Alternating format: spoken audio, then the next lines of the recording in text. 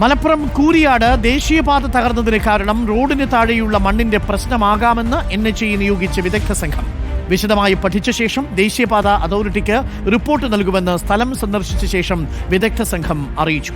ദേശീയപാതയിലെ അനിഷ്ട സംഭവങ്ങൾ തീർത്തും ദൗർഭാഗ്യകരമാണെന്ന് മന്ത്രി മുഹമ്മദ് റിയാസും വ്യക്തമാക്കി.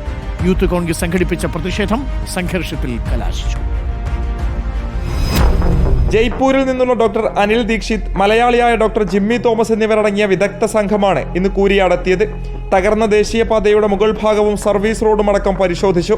താഴത്തെ ഭാഗം പരിശോധിക്കാതെ സംഘം മടങ്ങിയതിൽ നാട്ടുകാർ പ്രതിഷേധിച്ചിരുന്നു. തുടർന്ന് തിരിച്ചെത്തിയ സംഘം സർവീസ് റോഡടക്കം പരിശോധിച്ചു. വിശദമായി പഠിച്ചതിനു ശേഷം NHAIക്ക് റിപ്പോർട്ട് കൈമാറുമെന്ന് ജിമ്മി തോമസ് പറഞ്ഞു. ഇതിന്റെ കാരണം ഞങ്ങൾ പഠിച്ചിട്ടേ പറയുള്ളൂ. കാര്യം ഇന്ന് ജസ്റ്റ് സൈറ്റ് കണ്ടു, പിന്നെ ഇതിന്റെ ഡിസൈൻ റിപ്പോർട്ട് എല്ലാം ചെക്ക് ചെയ്യണം, എന്നാലേ നമുക്ക് പറയാൻ പറ്റൂ.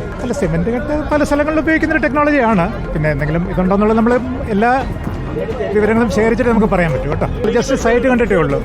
ഇല്ല, ഇനി അതിന്റെ റെക്കോർഡ്സും ഡാറ്റയെല്ലാം നോക്കും, ഡിസൈൻ റിപ്പോർട്ടുകളെല്ലാം. ദേശീയപാത തകർന്ന സംഭവത്തിൽ സംസ്ഥാന സർക്കാരിന്റെ നിലപാട് മുഖ്യമന്ത്രി തന്നെ നേരത്തെ വ്യക്തമാക്കിയതാണെന്നായിരുന്നു മന്ത്രി മുഹമ്മദ് റിയാസിന്റെ പ്രതികരണം. മേഖലയിൽ NHAI പരിശോധന നടത്തി സമർപ്പിക്കുന്ന റിപ്പോർട്ട് ചർച്ച ചെയ്ത് മറ്റ് കാര്യങ്ങൾ നിശ്ചയിക്കുമെന്ന് മന്ത്രി ഫേസ്ബുക്കിലൂടെ അറിയിച്ചു. സംഭവത്തിൽ പ്രതിഷേധിച്ച് യൂത്ത് കോൺഗ്രസ് കോഹിനൂരിൽ സംഘടിപ്പിച്ച മാർച്ച് സംഘർഷത്തിൽ കലാശിച്ചു.